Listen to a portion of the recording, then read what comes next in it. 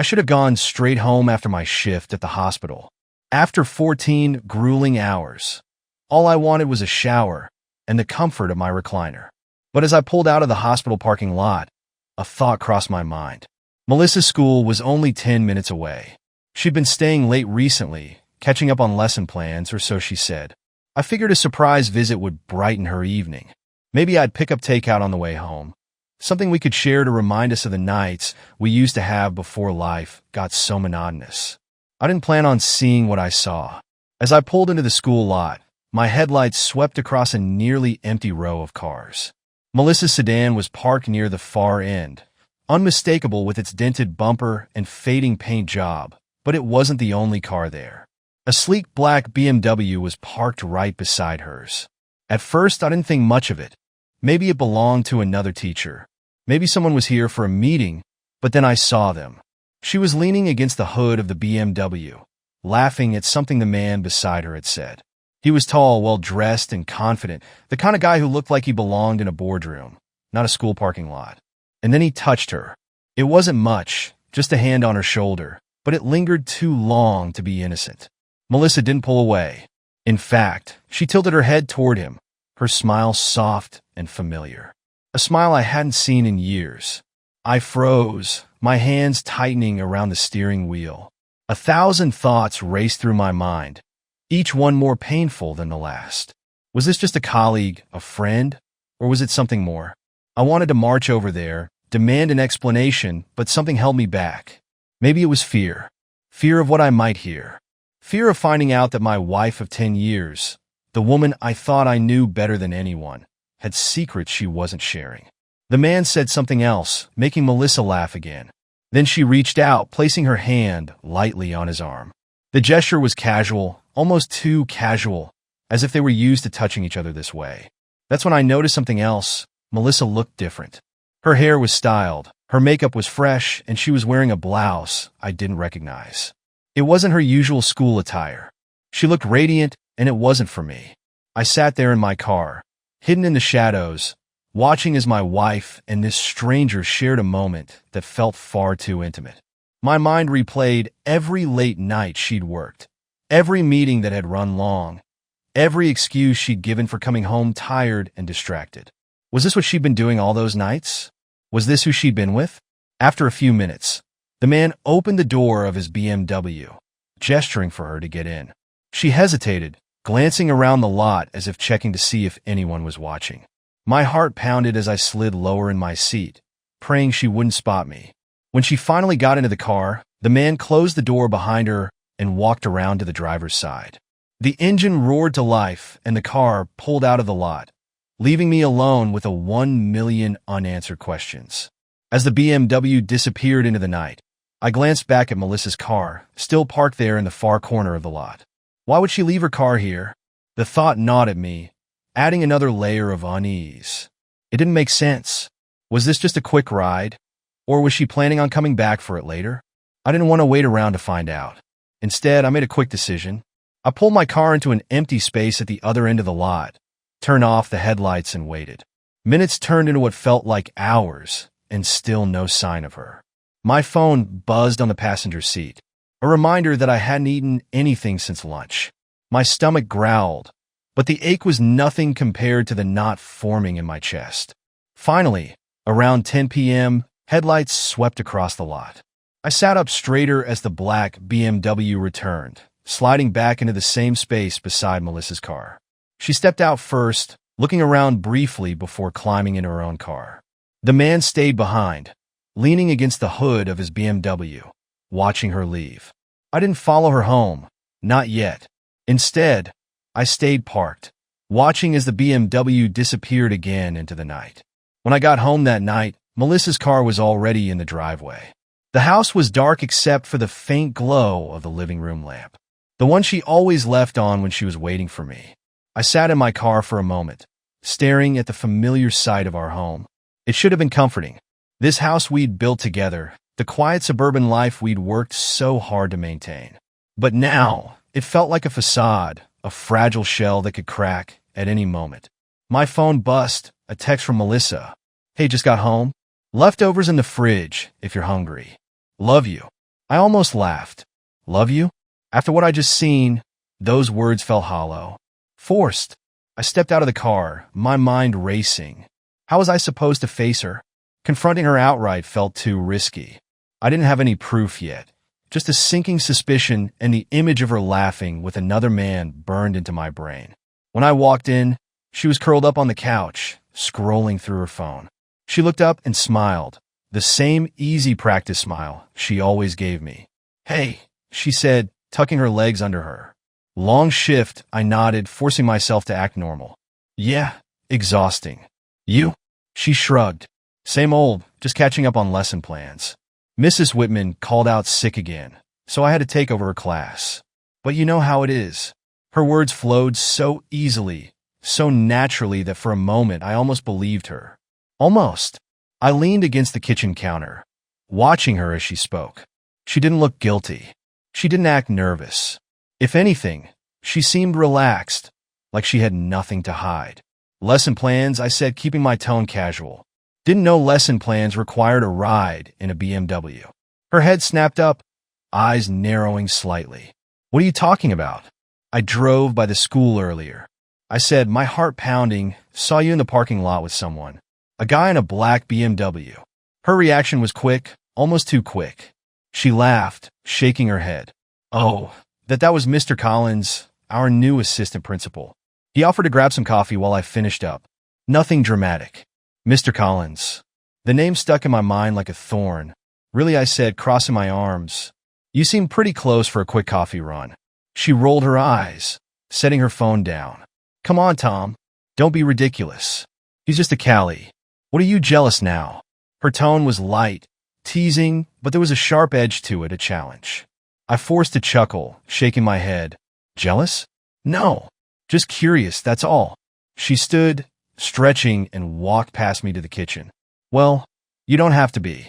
Honestly, I think you're overreacting. The way she dismissed it so easily, so casually, only made my chest tighten further.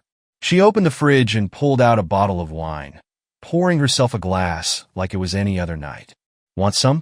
She asked, holding up the bottle. I shook my head. No, I'm good. Suit yourself, she said, leaning against the counter. So, what's for dinner tomorrow? Should I pick something up? Or are you cooking? Just like that, she changed the subject as if nothing had happened. I watched her carefully, searching for any cracks in her demeanor, but she gave me nothing. Later that night, after Melissa had gone to bed, I found myself sitting at the kitchen table, staring at her phone. She left it charging on the counter like she always did. I hesitated, my fingers hovering over the screen. We'd never been the kind of couple who went through each other's phones. It felt wrong, invasive. But then I thought about the BMW, about her laughter, about the way she brushed me off so easily. I unlocked the screen. She'd never bothered to change her passcode. At first, everything looked normal. Messages from her friends, a few school emails, nothing out of the ordinary. But then I saw it, a message thread with someone saved as a C. The most recent message was from earlier that evening, just after she'd gotten home, made it back. Thanks for the ride. I'll let you know about tomorrow. My stomach sank. I scrolled back through the thread, scanning the short, cryptic messages. Most of them were vague, but there was enough to piece together the pattern. Can't wait to see you again. Everything's ready. Just say the word. The last one hit me like a punch to the gut. He doesn't suspect a thing. I locked the phone and set it back on the counter. My hands shaking. The evidence was circumstantial, but it was enough to confirm what I'd feared. Melissa was lying to me. And whoever AC was, they were planning something. As I sat there, replaying the messages in my head, a sudden thought struck me. What if AC wasn't just a lover? What if it was something bigger? The next morning, Melissa was her usual self, smiling, chatting about the upcoming week and acting as though nothing was wrong. But now I saw everything differently. Every word she said felt rehearsed. Every laugh forced. I couldn't shake the text messages from my mind, especially the one that read, "He doesn't suspect a thing." Who was AC? Was it the man in the BMW? And what exactly didn't I suspect? I decided to keep playing along. If she thought I was oblivious, I'd let her believe that for now. After she left for work, I grabbed my laptop and started digging. I searched for assistant principals named Collins in the local school district. It didn't take long to find him, Andrew Collins. His LinkedIn profile painted the picture of a successful, charismatic leader, degrees from top universities, glowing recommendations. A photo of him standing at a podium, flashing the same self-assured smile I'd seen in the parking lot. But there was more. A quick search brought up news articles about Collins' past positions. He'd been at several schools across the state, but each stint was oddly short, 2 or 3 years at most. One article mentioned a quiet investigation into financial irregularities at his last school, though nothing was ever proven. My gut told me this wasn't a coincidence. That evening, as Melissa prepared dinner, I casually brought up her day. "How was work?" I asked, keeping my tone light. "Busy," she said, not looking up from the cutting board. Mrs. Whitman called out again, so I had to cover her class. "See Collins today?" I asked. Her knife paused mid-slice. For a split second, I thought I saw her stiffen, but then she smiled. "Yeah, briefly. He's been running around like crazy with all the administrative stuff." I nodded, pretending to be satisfied with her answer, but her reaction confirmed it. She was hiding something. Later that night, while Melissa was in the shower, I grabbed her phone again. This time, I searched the AC thread more thoroughly. One of the earlier messages included a photo, a document partially obscured, but a portion of the header was visible. "Tom Carson, my name?" I froze, staring at the screen. Why would my name be on a document she was sharing with Collins? I downloaded the photo to my own phone and zoomed in. Though the image was blurry, I could make out enough to know it was a loan agreement. One I hadn't signed. Rage simmered beneath my skin. Was she using my name to take out money? For what? For him? I backed out of the text thread and opened her email. There was an email thread titled Loan Approval Final Steps. The message confirmed my worst fear. Melissa had taken out a loan in my name using forged documents. The next day, I decided to confront someone who might have answers, Andrew Collins' wife. Her name was Julia, and I'd found her Facebook profile the night before. Her posts painted a picture of a happy, suburban life, full of photos of their children and vacations. But her last post was nearly 6 months old. After that, nothing. I messaged her. Julia. My name is Tom Carson. I think we need to talk. It's about your husband and my wife. Please call me. I didn't expect her to reply so quickly, but within an hour, my phone buzzed. "Hello?" I answered cautiously. "Tom." Her voice was shaky. "This is Julia Collins." "What's this about?" I hesitated, unsure how much to reveal. "I believe your husband is having an affair with my wife." Silence, then a sharp intake of breath. "You're sure?" "I saw them together," I said. "And there's more. My wife has been taking out loans in my name, and I think your husband is involved." Her voice hardened. "Meet me tomorrow. Coffee shop on 3rd Street. Noon."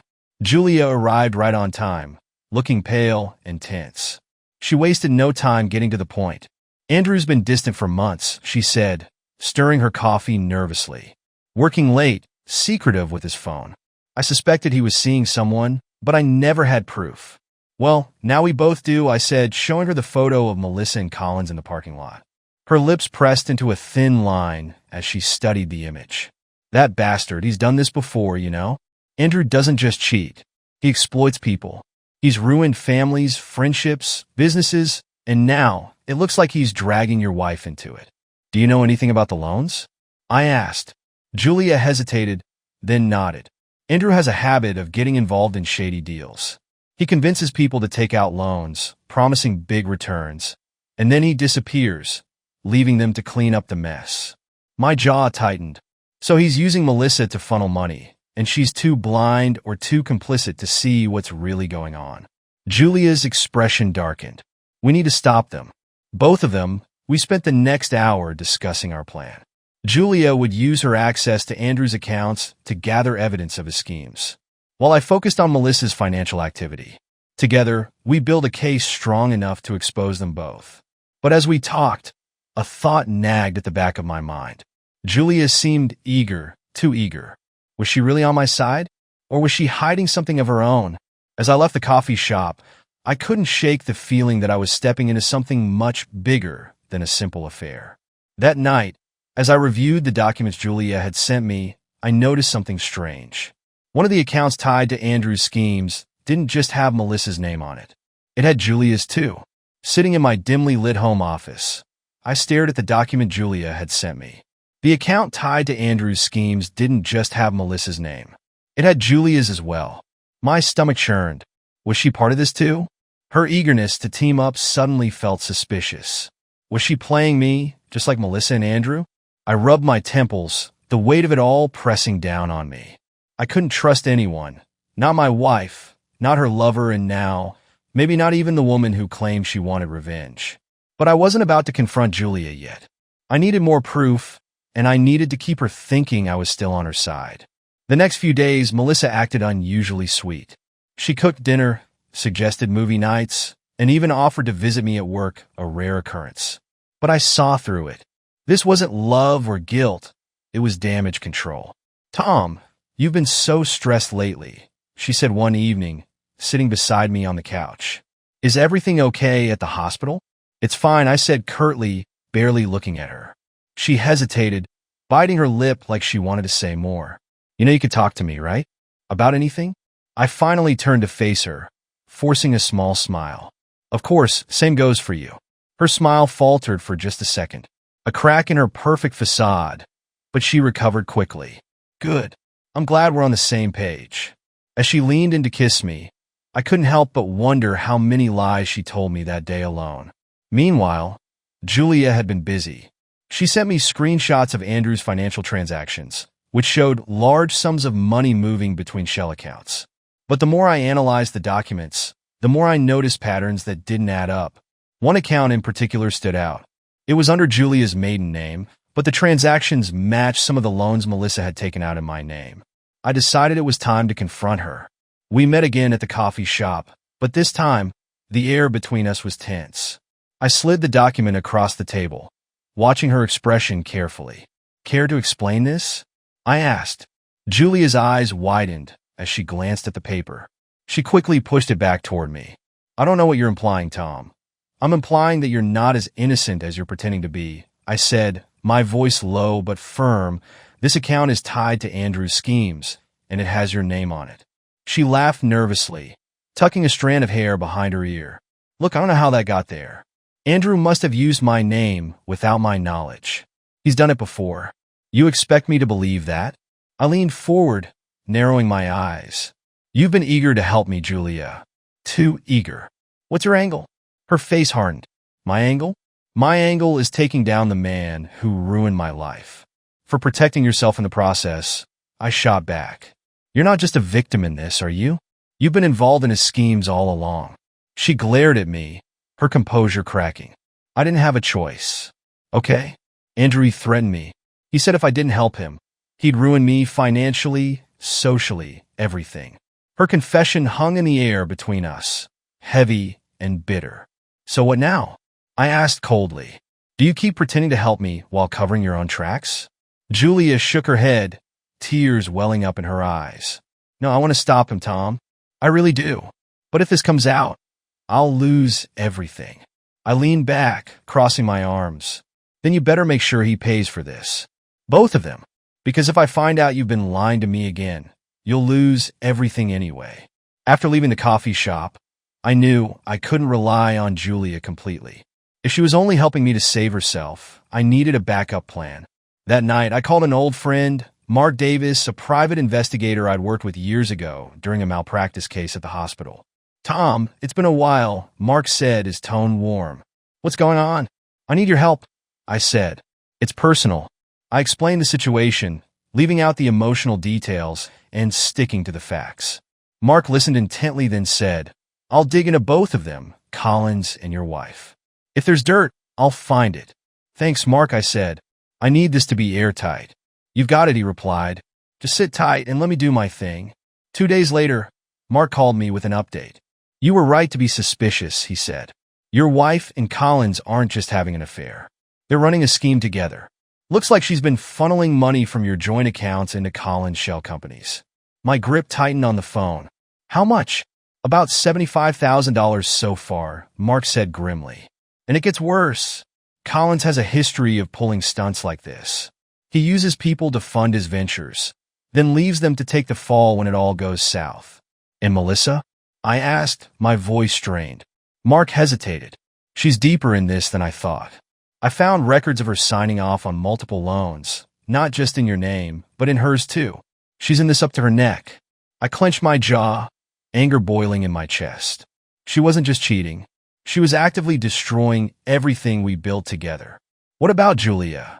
I asked. She's tied to some of the accounts, but it looks like she stopped cooperating a while ago. Probably when she started suspecting what Andrew was up to. I exhaled slowly, my mind racing. Thanks, Mark. Keep digging. I need every piece of evidence you can find. Will do, he said. And Tom, be careful. People like Collins don't go down without a fight. As I hung up the phone, a new determination settled over me. I wasn't just going to expose them, I was going to destroy them. All three of them, if I had to. Melissa had made her choice. Now it was my turn. The weight of everything I'd learned sat heavy on my chest, like a storm building, ready to unleash destruction. Melissa and Collins weren't just having an affair. They were systematically dismantling my life. And Julia, while not completely innocent, had become a necessary ally in this battle. But I wasn't going to let emotions cloud my judgment.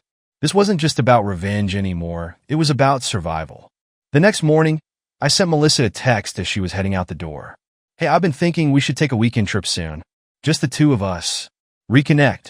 She paused in the doorway, glancing at her phone with a faint smile. That sounds nice, she said, her voice almost sincere. Let's talk about it tonight. I nodded, watching her leave. I knew she'd never agree to a trip, not while she was tangled up with Collins. But that wasn't the point. I wanted her to think I was still clueless, still trying to fix our marriage. As soon as she was gone, I called Mark. I need one more thing, I said. What's that? He asked. Can you get access to Collins' schedule? I want to know where he'll be Friday night. Mark chuckled. You're getting bold, Tom. What's the plan? You'll see, I said. Just give me the info. Later that day, Julia called me. Her voice was tense. I don't think I can do this anymore, she said. Do what? I asked, already annoyed. Help you. I'm scared, Tom. If Andrew finds out I've been working with you, you're in this as deep as I am, I interrupted. If you back out now, you're on your own. And believe me, Andrew will throw you under the bus the moment it benefits him. She hesitated, her breath shaky. What are you planning? Something that'll take them both down, I said firmly, but I need you to stick with me. There was a long pause before she finally said, fine, but this better work. It will, I promised. Just do your part. By Friday night, everything was in place. I'd learned from Mark that Collins was hosting a private dinner at an upscale restaurant. A handful of his close associates would be there, likely people involved in his schemes. Melissa had told me she had a late meeting with a parent, but I already knew the truth. Her car was parked outside Collins' building when I drove by earlier that evening. With Mark's help, I'd managed to plant a recording device in Collins' office earlier in the week. Now, as I sat in my car outside the restaurant, I listened to the feed on my phone. Their voices were clear, though slightly muffled. The funds have already been transferred, Collins was saying. Melissa took care of the paperwork, and the husband, one of the associates, asked. Collins laughed. Clueless. He's too busy playing the doting husband to notice what's happening right under his nose. The room erupted in laughter, and I clenched my fists so tightly my knuckles turned white. Melissa's voice came next, soft but confident. I'm telling you, there's nothing to worry about. Tom won't find out. And even if he does, it'll be too late by then. The casual cruelty in her tone hit harder than I expected. I waited until the laughter died down before stepping out of my car and walking into the restaurant. The hostess gave me a weary look as I approached. Can I help you, sir? She asked. I'm here for Andrew Collins' party, I said, flashing a disarming smile. She hesitated, but the confidence in my tone worked. Right this way. When I walked into the private dining room, all eyes turned to me. Collins froze, his glass halfway to his lips. Melissa's face went pale. Tom, she stammered, her voice trembling. Surprise, I said, my voice cold and steady. Am I interrupting? Collins recovered quickly, setting his glass down with a smirk. Tom, isn't it? I've heard a lot about you. I'm sure you have, I said, pulling out my phone, and I've learned quite a bit about you too. I tapped the screen, playing the recording I just heard. Melissa's voice filled the room, repeating the damning words she'd said moments ago. The color drained from her face as the recording continued. Colin's smirk vanished, replaced by a look of pure rage. "What the hell do you think you're doing?" he snapped, standing abruptly. "Exposing you," I said. "You really thought I wouldn't figure it out? The loans, the shell companies, the affair, you've been sloppy, Collins. And now you're done." He lunged toward me, but I stepped back, holding up my phone. "I wouldn't try that if I were you. This recording is already backed up, and copies have been sent to your clients, your colleagues, and the authorities." His hands clenched into fists, but he didn't move. Melissa finally found her voice. "Tom, please let's talk about this." I turned to her, my expression cold. "Talk? After everything you've done? You don't deserve a conversation, Melissa. You deserve exactly what's coming to you." Colin's face contorted with rage as I held up my phone, the recording still playing for everyone in the room to hear. The once confident man who thought he had complete control now looked like a cornered animal. "You think this is over?" he snarled, stepping closer. "You think you're untouchable? You have no idea who you're messing with." I didn't flinch, "And you have no idea how far I'm willing to go." Melissa reached for my arm, her voice desperate. "Tom, stop. Please, we can fix this. We can move past it. Move past it." I laughed, the sound sharp and bitter. "You betrayed me, Melissa. You lied, stole, and manipulated. You didn't just destroy our marriage, you tried to destroy me." Tears welled up in her eyes, but I wasn't done. "You think crying is going to save you now?" I continued, my voice cold. "You didn't shed a single tear while you were signing those loans in my name, or while you were laughing behind my back with him." I pointed at Collins, who looked ready to explode. Collins finally spoke, his voice low and venomous. "You think anyone's going to believe you, Carson? You think you're the first idiot husband to get played? This is just business. And if you had half a brain, you'd walk away right now." I stepped closer, closing the distance between us. "Business? No, Collins. This is personal, and I've already made sure you'll never ruin another life again." He smirked, trying to regain control. "Oh yeah? What makes you so sure?" "Because this isn't just a recording," I said, holding up my phone. "It's a live stream." His smirk froze, then disappeared entirely. "That's right," I said, my voice cutting through the stunned silence in the room. "Everything you just said, everything she just said, it's already out there. Your clients, your investors, your friends, they've all seen it. And the authorities are listening too." Melissa's composure finally shattered. She dropped to her knees, clutching at my leg. "Tom, please," she sobbed. "I'll fix this, I swear. I'll pay back the money. I'll do whatever it takes. Just don't do this to me." I looked down at her, feeling nothing but contempt. "You already did this to yourself, Melissa, and to me, there's no fixing it. Not anymore." I pulled away from her grasp, watching as she crumpled to the floor, her sobs echoing in the room. Collins, however, wasn't about to go down quietly. With a sudden burst of movement, he lunged toward me. His fist aimed straight for my face, but I was ready. I sidestepped him, grabbing his arm and twisting it behind his back. The room erupted into chaos as chairs scraped and glasses shattered. "Big mistake," I growled, shoving him against the wall. "Let me go." He spat, struggling against my grip.